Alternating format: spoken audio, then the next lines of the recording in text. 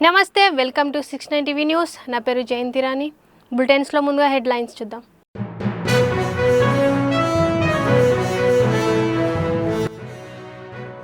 భారత్లో రోజు రోజుకు పెరుగుతున్న కరోనా కేసులు.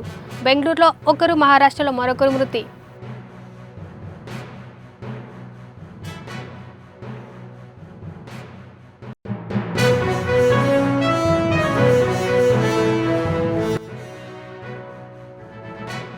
వికసిత్ భారత్ సాధన లక్ష్యంగా ఏపీ ముఖ్యమంత్రి పనిచేస్తున్నారు. చంద్రబాబు ఆకాంక్షలకు అనుగుణంగా అధికారులు పనిచేయాలన్న అంకా దినాకర్.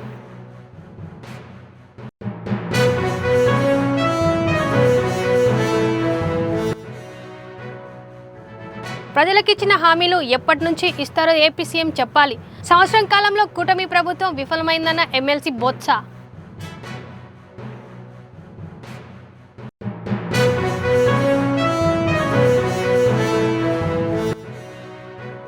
ఒంగోలు సబర్నర్ యోగా మహోత్సవాలు విజయవంతంగా నిర్వహించాలి.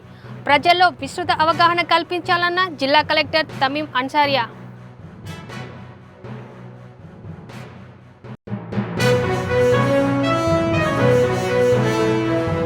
ఇక డీటెయిల్స్లోకి వెళ్తే, భారత్లో రోజు పెరుగుతున్న కరోనా కేసులతో 2 మృతి చెందారు.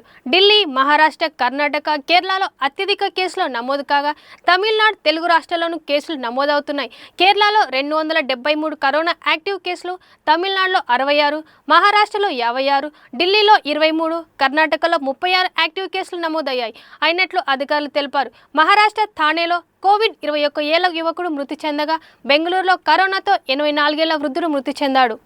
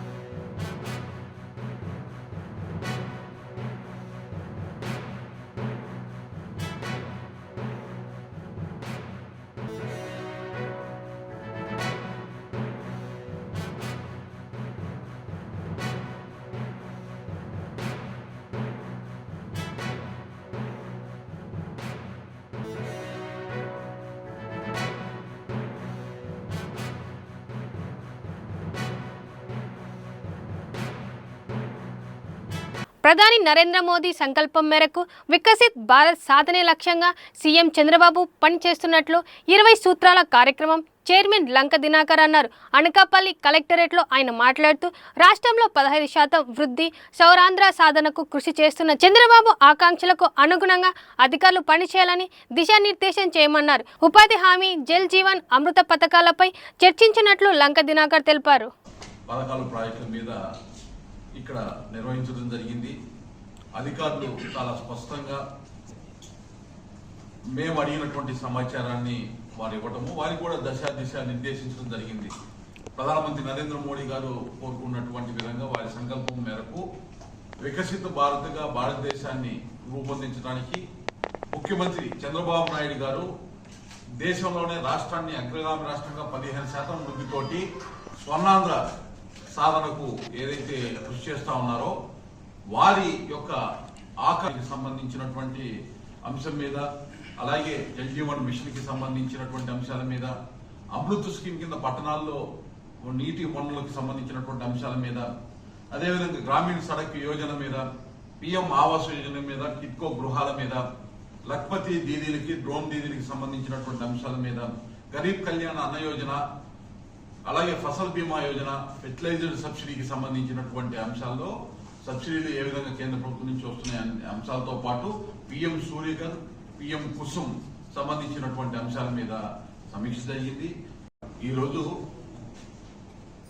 25వ జిల్లాగా నా పర్యటన అనకాపల్లి జిల్లాలో జిల్లా కలెక్టరేట్లో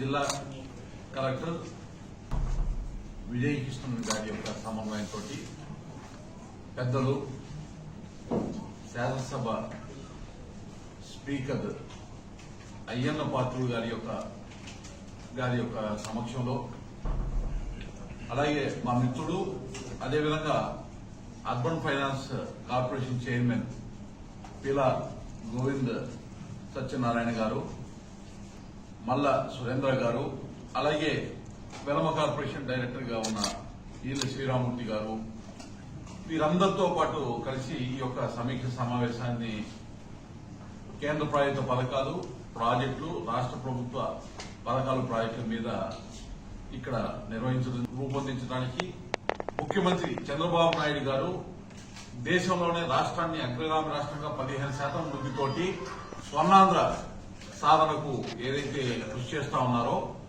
వారి యొక్క ఆకాంక్షలకి, ధ్యేయానికి అనుగుణంగా ఇక్కడ ఉన్నటువంటి అధికారులు రథసారులుగా అనకాపల్లి జిల్లా నుంచి వికసిత అనకాపల్లి జిల్లాగా ఈ యొక్క జిల్లాని అభివృద్ధి చెందే విధంగా పనిచేయాలనేటటువంటి దాన్ని వారందరూ కూడా సూచించడం జరిగింది. ముఖ్యంగా ఈరోజు సమీక్షలో ఉపాధి హామీ పథకానికి సంబంధించినటువంటి అంశం మీద ప్రజలకు ఇచ్చిన హామీలు సూపర్ 6 పథకాలు ఎప్పటి నుండి ఇస్తారో చెప్పాలని ఎమ్మెల్సీ బొత్స సత్యనారాయణ ప్రశ్నించారు.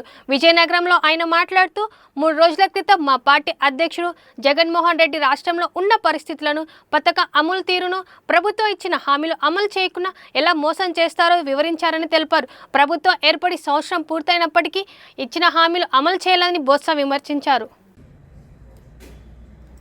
మా పార్టీ అధ్యక్షుడు ఆయన పత్రికా సమావేశంలో ఆయన అడిగిన ప్రజలకు వివరించిన అంశాల పట్ల ఏమంటే మీరు స్పందించండి, మాకు అభ్యంతరలే.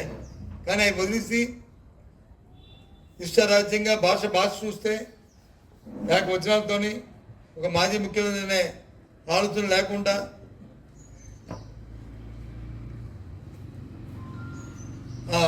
అభ్యంతరమైన భాషను మాట్లాడుతూ డిబేట్ల్లో కానీ, డిస్కషన్లో కానీ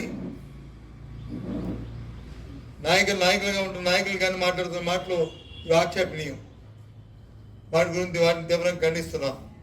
ఇప్పటికైనా మీకు నిజంగా మీ నిజాయితీ పనులు చర్చిస్తుంటే ఆయన అడిగిన ప్రశ్నలకు సమాధానం చెప్పండి. అభ్యంతరలే. ప్రజలు చూసుకుంటారు. ఎందుకు ఇవ్వట్లేదు సూపర్ 6? ఎప్పటి నుంచి ఇస్తారు ఆడబెట్టినది?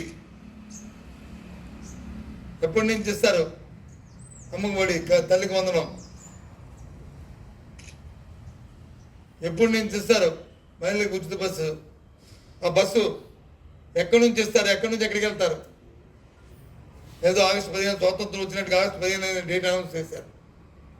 ఏదో మహిళలకు ఉచిత బస్సు ఇస్తే ఆ దినం నాడు ఓకే చేస్తారో చేయరు చూద్దాం, చేయమనే కోరుతున్నాం. చేయాలనే మా తాలూకు డిమాండ్. ఒంగోలు సబర్బన్ యోగా మహోత్సవాలను జిల్లాలో విజయవంతంగా నిర్వహించేలా చర్యలు తీసుకోవాలని కలెక్టర్ తమీం అన్సారీ అధికారులు ఆదేశించారు. కేంద్ర రాష్ట్ర ప్రభుత్వాల ఆదేశాల మేరకు జూన్ 21 అంతర్జాతీయ యోగా దినోత్సవం నిర్వహించనున్నట్లు ఆమె తెలిపారు. జిల్లా వ్యాప్తంగా ప్రజల్లో విస్తృత అవగాహన కల్పించడంతో పాటు ముందస్తు ప్రచార కార్యక్రమాలు నిర్వహించాలన్నారు. మళ్ళా రైట్, తర్వాత ట్విస్టింగ్ అంటారు దీన్ని. అలా లెఫ్ట్ తిప్పండి. అదేవిధంగా పైకి తీసుకెళ్ళండి. తలని పైకి తీసుకెళ్ళి నెమ్మదిగా రైట్ వైపు తిప్పండి. ఇలా ఉచ్ఛ్వాస నిశ్వాసాలు లెఫ్ట్ సైడ్ నుంచి లెఫ్ట్ సైడ్కి పైకి 2 వేళ్ళు ముడుచుడు పైకి తీసుకెళ్ళండి. పైకి తీసుకెళ్ళి మళ్ళీ వెనక్కి తీసుకెళ్ళి సైడ్ క్లాక్ వైజ్ సైడ్. దీని అడుగుకు సంబంధించిన తర్వాత రైట్ సైడ్ నెమ్మదిగా రైట్ సైడ్ తిరగండి. వదిలే 4 సెకండ్ల పాటు 1 2 3 4. ఏకాగ్రతగా ముందు ఒక పాయింట్ని చూస్తూ ఉండండి. కాలు పడుచుకోండి, 2 చేతుల్లో పైకి ఎత్తండి. 1 2 3 4. రిలాక్స్. వ్యాయామాలన్నీ కూడా శ్వాస తీసుకుంటూ వదులుతూ నెమ్మదిగా చేస్తే అంత భారంగా ఉండదు. తర్వాత రిలాక్స్, శ్వాస తీసుకుంటాం. నెక్స్ట్ 3 చేస్తున్నారు. ప్రాక్టీస్ లాగా అందరూ బాగా చేస్తున్నారు. అలా నెమ్మదిగా లేచి స్టార్ట్ చేసి ఉన్నాము. ఇది మనకు June 21 వైజాగ్లో ఇంటర్నేషనల్ డే ఆఫ్ యోగా అన్నది మన రాష్ట్రంలో ఈసారి వైజాగ్లో 5 lakh పాపులేషన్తో సెలబ్రేట్ చేయబోతున్నాము. ఆ మేరకు ఒక 1 month ముందు నుంచే యోగా మంత్గా జిల్లా స్టేట్ వ్యాప్తంగా జరుపుకుంటున్నాము. వివిధ యాక్టివిటీస్ ప్లాన్ చేసి ఉన్నాము. మీ అందరికీ కూడా ఆల్రెడీ చెప్పడం జరిగింది. దాంట్లో భాగంగా ప్రతి మున్సిపల్ ఏరియాస్లో అదేవిధంగా మండల్ హెడ్ క్వార్టర్స్లో ఒక రోడ్ని యోగా రోడ్గా అనౌన్స్ చేసి ఆ రోడ్లో ప్రతిరోజు మార్నింగ్ 7 నుంచి 8 o'clock యోగా నిర్వహించడం జరుగుతుంది. ఈరోజు ఇక్కడ చేస్తున్నాము. దీనికి వచ్చేసిన మీరు అందరికీ కూడా అభినందనలు తెలియజేస్తున్నాను. ఎందుకంటే యోగాని మనం మన లైఫ్ స్టైల్లో ఒక వే ఆఫ్ లైఫ్గా మార్చుకోవాలి. దానికి ఇది ఒక మంచి ఆపర్చునిటీ. సో దీంట్లో ఆల్రెడీ మన డిస్ట్రిక్ట్లో అరౌండ్ 100 మాస్టర్ ట్రైనర్స్ని ఐడెంటిఫై చేసి వారు కూడా ఈరోజు రేపు ఢిల్లీ నుంచి వారికి ట్రైనింగ్ ఒక ఓరియంటేషన్ ప్రోగ్రామ్ చేస్తున్నారు. అదేవిధంగా మండల్ లెవెల్లో కూడా 200 ట్రైనర్స్ వారికి ట్రైనింగ్ చేసి మన జిల్లాలో మాత్రం దాదాపు ఒక 10 lakh పాపులేషన్కి యోగా ట్రైనింగ్ ఇచ్చి వారందరికీ కూడా యోగాని వారి లైఫ్ లాంగ్ ప్రాక్టీస్ చేసే విధంగా మోటివేషన్ చేస్తున్నాము. నకిలీ పట్టాల పంపిణీ వ్యవహారంలో వంశీని పోలీసులు విచారించారు. 2 రోజుల కస్టడీ పూర్తి కావడంతో ఆయన్ని విజయవాడ ప్రభుత్వ ఆసుపత్రికి కంకిపాడు పోలీసులు తరలించారు. వైద్య పరీక్షలు చేసిన అనంతరం వంశీని విజయవాడ సబ్ జైలుకు తరలించారు పోలీసులు.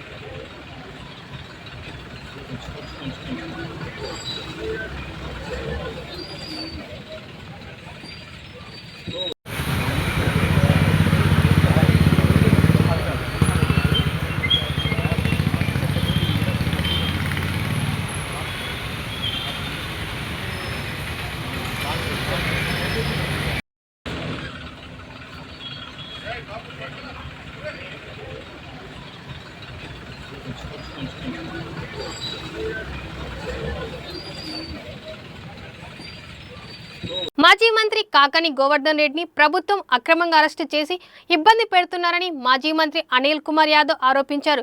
కాకాని పోలీసులు వెంటనే కోర్టులో హాజరుపరచాలని, మేమందరం కాకాని గోవర్ధన్ రెడ్డికి అండగా ఉంటామని వైసీపీ నేత అనిల్ కుమార్ యాదవ్ తెలిపారు.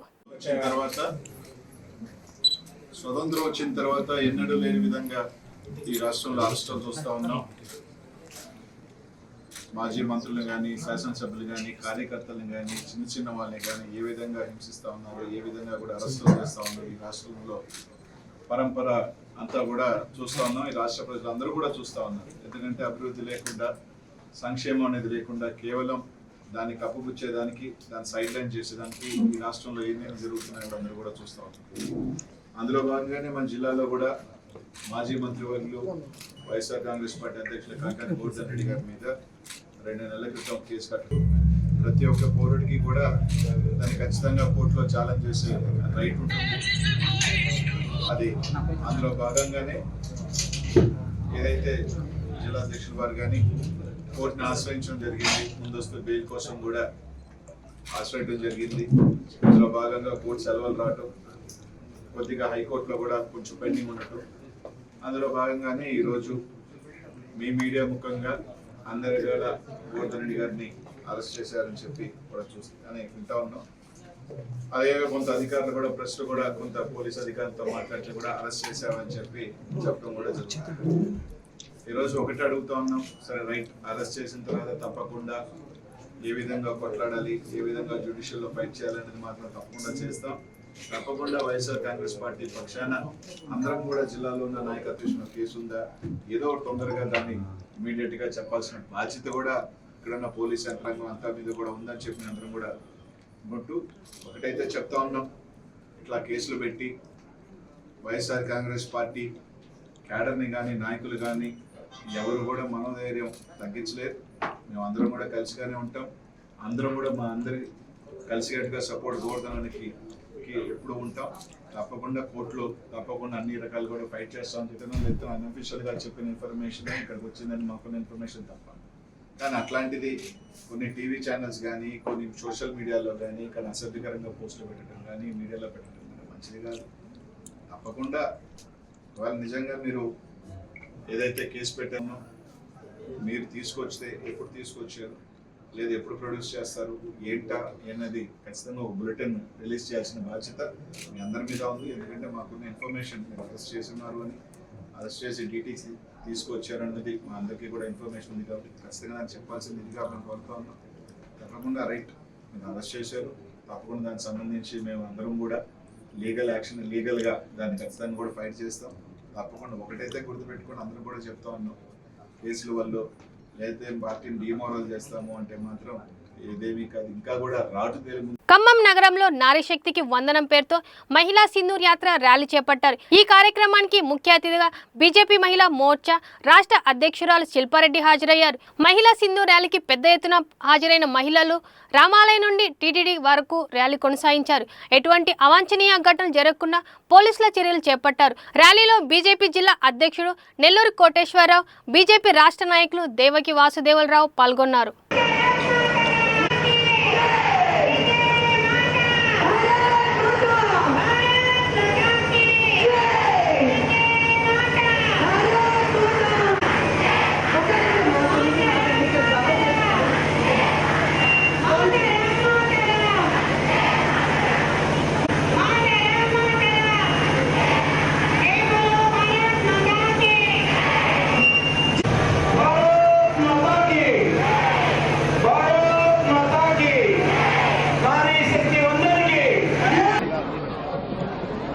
దేశ రక్షణ ధర్మరక్షణ కోసం ఏదైతే ప్రాణాలను సైతం పణంగా పెట్టి ఆపరేషన్ సింధూర్ ద్వారా మన వీర జవాన్లకి అభినందనలు తెలపడానికి ఇక్కడ ఖమ్మం జిల్లాలో పెద్ద ఎత్తున మహిళలందరూ రావడం, దానికి నేతృత్వం వహించిన ఈ జిల్లా అధ్యక్షులు కోటేశ్వరరావు గారికి, వారి పూర్తి టీంకి అందరికీ ధన్యవాదాలు తెలుపుకుంటున్నాను.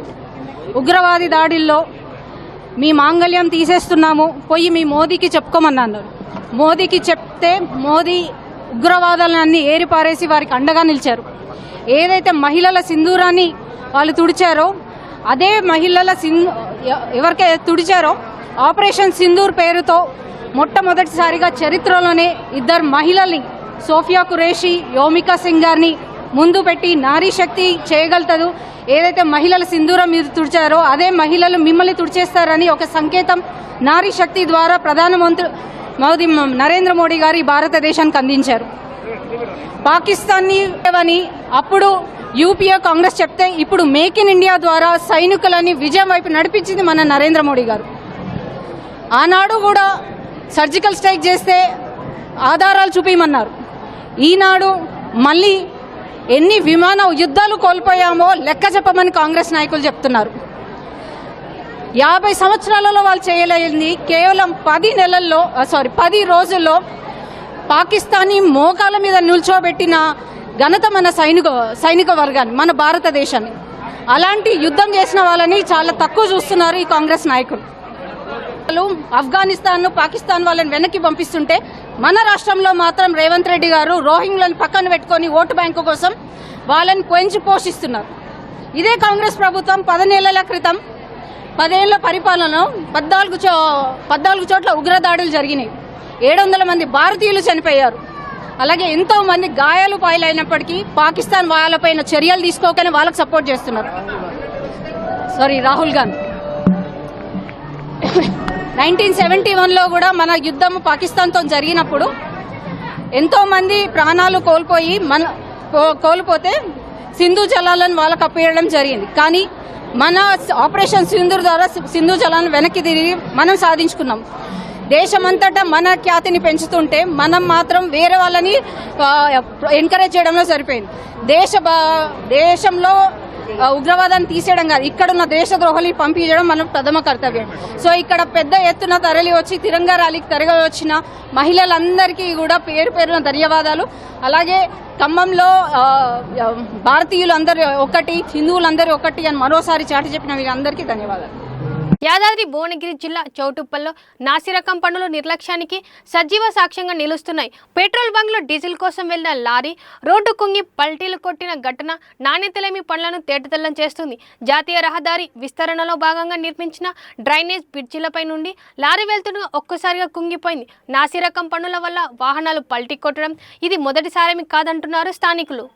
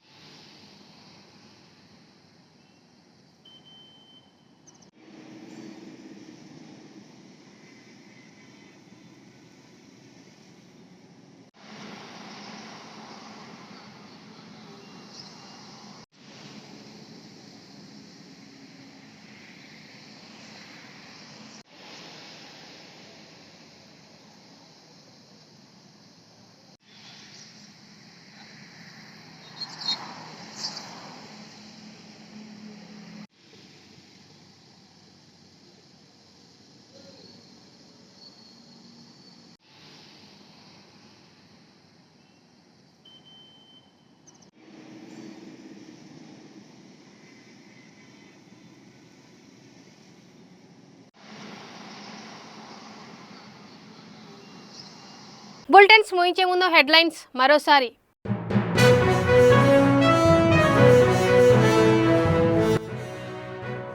భారత్లో రోజు రోజుకు పెరుగుతున్న కరోనా కేసులు. బెంగళూరులో ఒకరు, మహారాష్ట్రలో మరొకరు మృతి.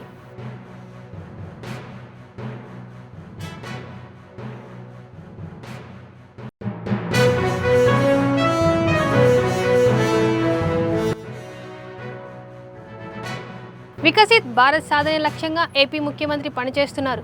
చంద్రబాబు ఆకాంక్షలకు అనుగుణంగా అధికారులు పనిచేయాలన్న అంకా దినాకర్.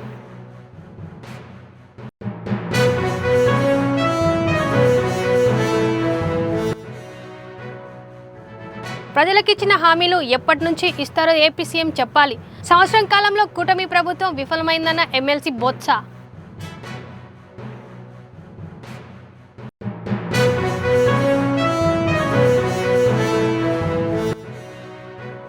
ఒంగోలు సబర్నర్ యోగా మహోత్సవాలు విజయవంతంగా నిర్వహించాలి. ప్రజల్లో విస్తృత అవగాహన కల్పించాలన్న జిల్లా కలెక్టర్ తమీం అన్సారియా.